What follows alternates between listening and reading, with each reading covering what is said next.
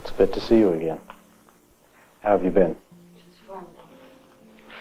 I really would like to know how have things gone. It's been years since we've talked like this, and I'm sure a great deal has happened to you.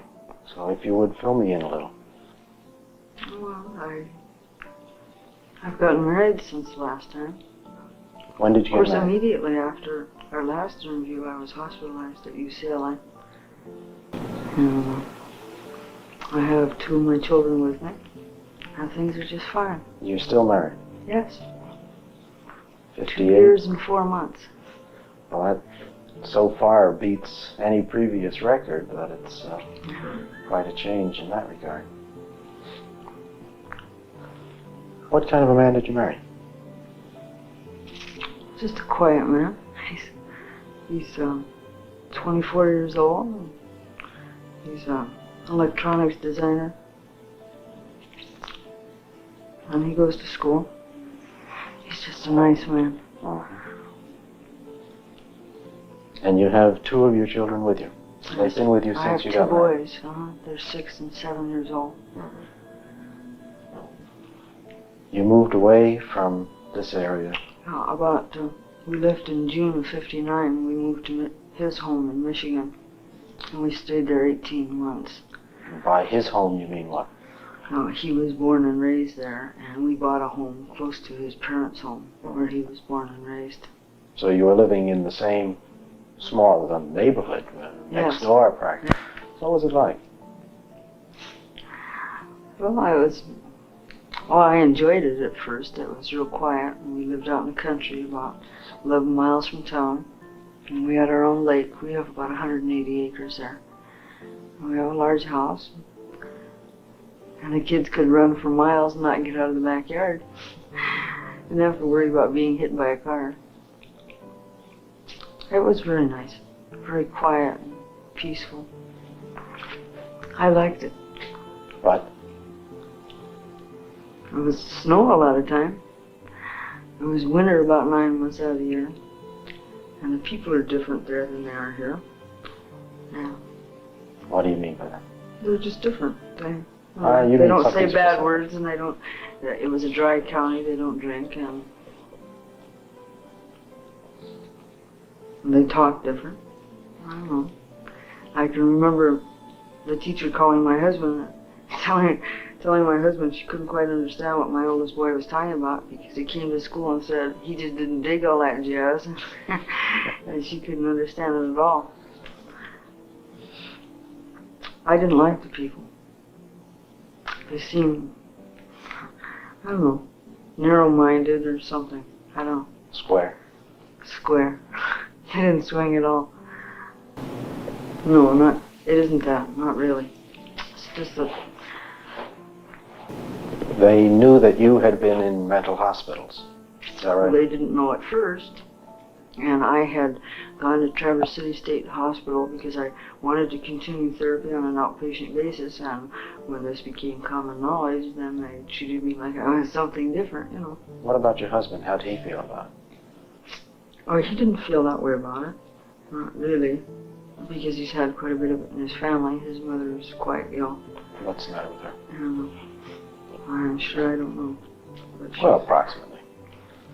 I don't know, she's sick and she gets, when she's not sick, she's a wonderful person, but when she is sick, she becomes violent and has to be confined. And, Do you think there was any awareness in him that, any connection between your having been hospitalized for mental illness and his mother? I don't think so. I feel it. I mean, I think that he has certain feelings about people being mentally ill because of his mother, but I don't think he realizes it. But you do feel there's some connection? Mm-hmm. That there's some attraction you have because of this?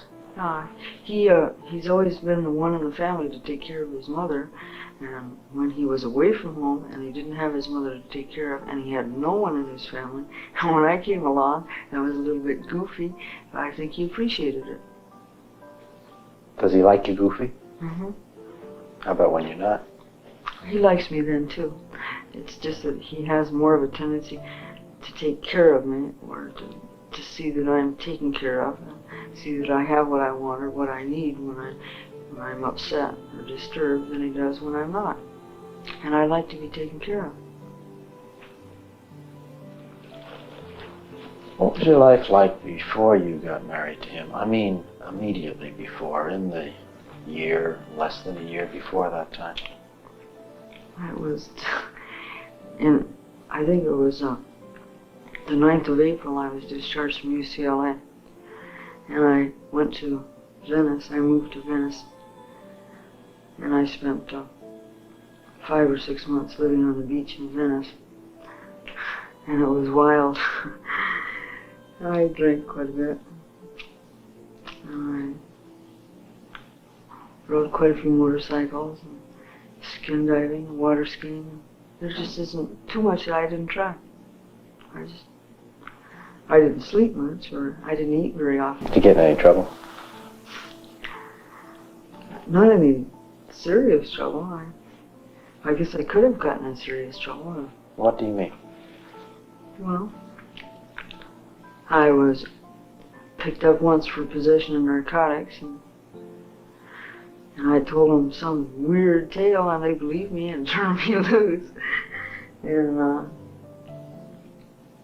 I wrecked a car that wasn't mine. I told them that it had been loaned to me, and actually I didn't know who it belonged to.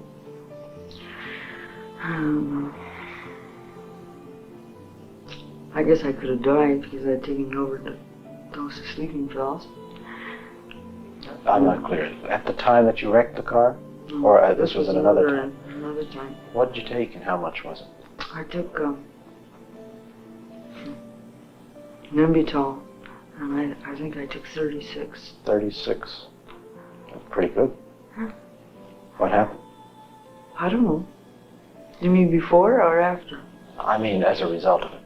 Well, I guess I took the pills and I went to bed, and somebody telephoned me, and while I was on the telephone I lost consciousness, and they they took me to the Santa Monica Hospital, and my stomach was pumped there, and Santa Monica Hospital wouldn't keep me, and they brought me to UCLA, and UCLA wouldn't even talk to them about keeping me, and I was taken to the county hospital, and I was unconscious until the next Wednesday, and then I was discharged. That's all. Any further attempts? Nothing. Not that I was aware of. Then I shot a man. But What about that? I was just angry. I had been out, and my children were spending the weekend with me, and he was an addict. He had broken into the house, and he was wrecking the house, and he picked up one of my small boys and beat him quite badly. I told him not to, and he did it anyway, so I shot him. And? He didn't do it anymore. What happened? Nothing. Oh, what happened to him? Did you hit him? Yeah, I hit him. He bled. And he went to the hospital. No, he didn't go to the hospital. He went to the police station. And I shut his car up too. And some friends of his came and got him, and they took him to the police station. He demanded police protection and so forth. And then he was arrested for selling narcotics. And I went to see him. In fact, I took him cigarettes. I told him I was sorry I hurt him. Because I think if I'd have been any better shot, I probably could have killed him. How'd you miss? I was shooting him with a rifle. And it was too big. I just don't shoot that well. I'm not in the habit of shooting people. It's not an easy habit to get into. I wouldn't want to do it again.